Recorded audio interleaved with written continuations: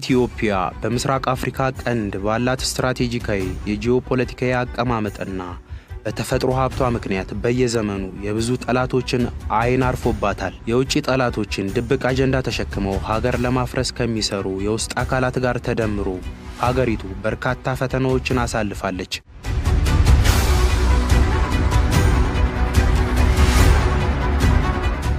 የኢትዮጵያን ህልውና ለባዕዳን አሳልፈው ለመስጠት የተሰለፉ የውስጥ ባንዶችና መንደርተኞች የሀገርን ህልውና አደጋ ላይ ለመጣል ያልፈነቀሉት ድንጋይ አልነበረም።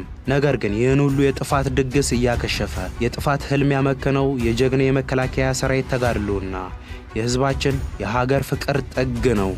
የፖለቲካ ጥያቄና የህልውና አደጋ አለብን የሚል ጭምብል ለብሰው የጠላትን ጥቅም የሚያስጠብቅ ኢትዮጵያን የሚያዳክም ከተዳከመች ኢትዮጵያ የስልጣንና የሀብት ፍርፋሪ የሚጠብቅ ባንዳ በዝቷል። ጀግናው አርበኛና የሀገር ፍቅር እሴት ባለቤት የሆነው የመከላከያ ሰራዊት እየወሰደ በመጣው ሀገርን የማዳን ተልዕኮ ጠላት ባይመክት ኖሮ ባዕዳንና ባንዳዎች ለኢትዮጵያ የደገሱላት ጥፋት የሀገርን ህልውና የሚያጠፋ አደገኛ ድግስ ነበር።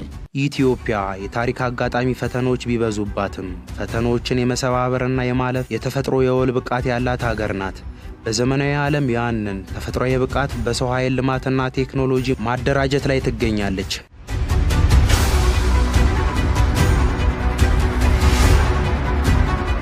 የሀገር ህልውናን የማስከበር አደራ ለመሸከም በርካታ ተግባራትን ማከናወንና በቂ ዝግጅት ማድረግ የግድ ነው። ከዚህ አንጻር በኢትዮጵያ ወታደራዊ አካዳሚ ለ3 ተከታታይ ዓመታት የተካሄደው ስልጠና አካላዊ ብቃትን ብቻ ሳይሆን ሳይንሳዊ አእምሮን፣ ቴክኖሎጂንና ወታደራዊ ጥበብን የተላበሰ የጦር አመራር ማፍራት ላይ አተኩሯል። የሰራዊታችንን ዙሪያ መለስ አቅሞች የሚያጠናክሩ በየትምህርትና ስልጠና እርከኖች ላይ ተከታታይ ስልጠናዎችን በመስጠት በማስመረቅ ላይ የምንገኝ ሲሆን የዚህ ሥራ አካል የሆነው የኢትዮጵያ ወታደራዊ አካዳሚ ከጊዜ ወደ ጊዜ የስልጠና አቅሙን በማጎልበት የተጠናከረ ትምህርትና ስልጠና በመስጠት የሚችልበት ደረጃ ላይ የደረሰ ሲሆን እነሆ ዛሬም እጩ መኮንኖችን ለማስመረቅ ከፊት ለፊታችሁ አቅርቧል።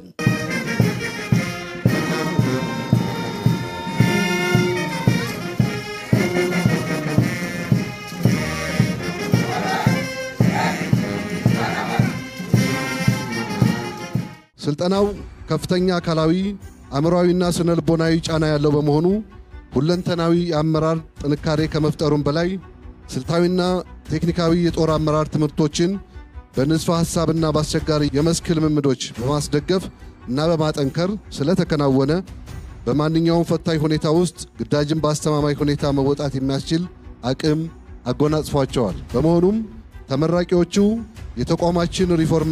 የተቋማችን የሪፎርም ሥራና ለታላቋ ሀገራችን ኢትዮጵያ የሚመጥን የሰራዊት ግንባታ እውን መሆን ማሳያ ውጤቶች ናቸው። ወርቅ በእሳት ተፈትኖና ተጣርቶ ንጹህ ውበቱን እንደሚያወጣው ሁሉ እነዚህ ወጣቶች ለ3 ተከታታይ ዓመታት በአእምሮ፣ በአካል፣ በትምህርትና በስነ ልቦና እሳት ውስጥ አልፈው ለዚህ ማዕረግ በቅተዋል።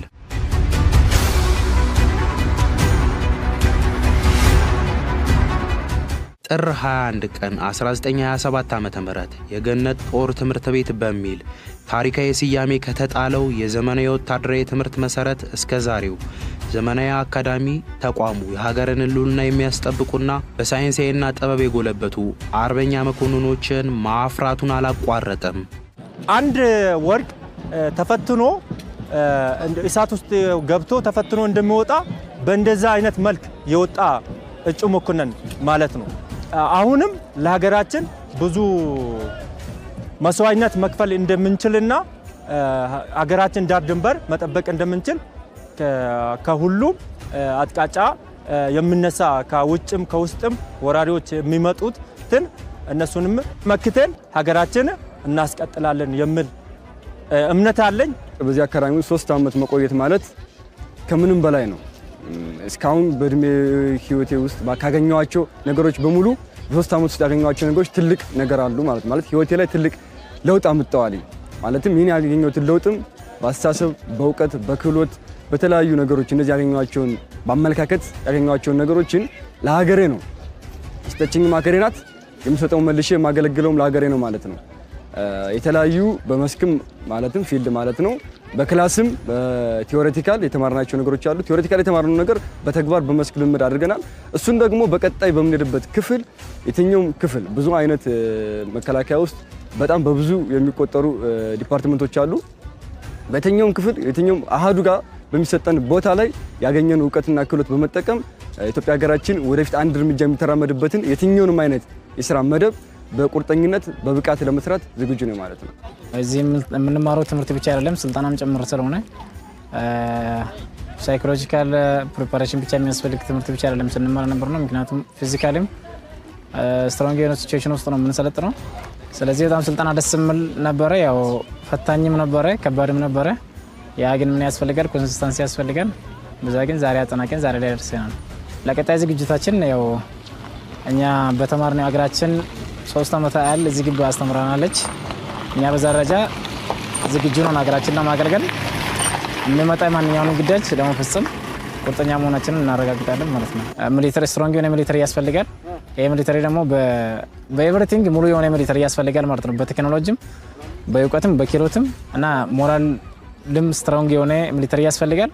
በዛ ደረጃ ኢትዮጵያም ነገ ተስፋ አላት ብዬ አስባለሁ። ምክንያቱም ዛሬ ላይ የተማሩት ያሉት ወጣት የሆነ መኮንኖች ነው እየተፈጠሩ ያሉት በየቀን።